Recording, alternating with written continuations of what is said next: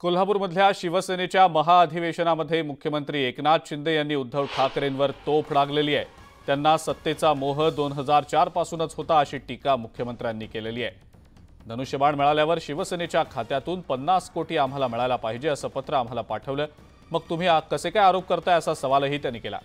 तुमच्यावर आलेली संकटं मी छातीवर घेतलेली आहेत, माझ्याकडे खूप गोष्टी आहेत, ज्या वेळेला बोलायची वेळ येईल त्यावेळेला मी बोलेन असंही मुख्यमंत्री म्हणाले।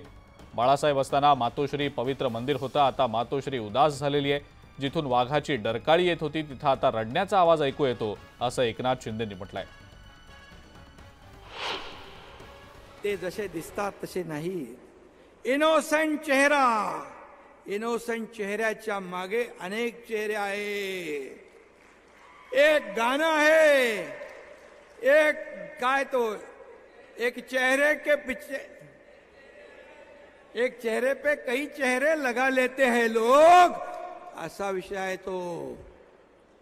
केसरकरांना पण मी सांगितलं होतं एकदा, तुम्ही आणि मी एकच आहे, तुमची भूमिका आणि माझी भूमिका एकच आहे, पण तुम्ही पुढे जाताना काळजी घ्या, तोंड घशी पडू शकता। ते मला म्हणाले बरोबर बोलला होता तुम्ही, कारण मी जास्ती ओळखतो।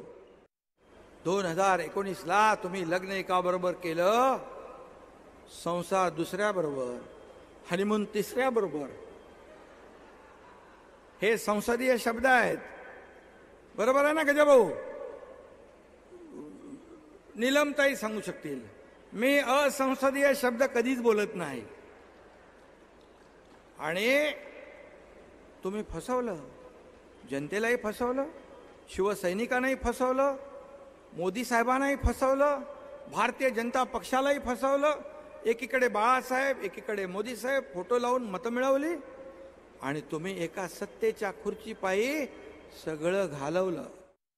एकदा नाही, तुम्ही दोनदा फसवलंय, दोनदा फसवलंय या महाराष्ट्रातल्या जनतेला आणि मोदी साहेबांना देखील। आणि मग तुम्ही आमच्यावर कसे आरोप करू शकता?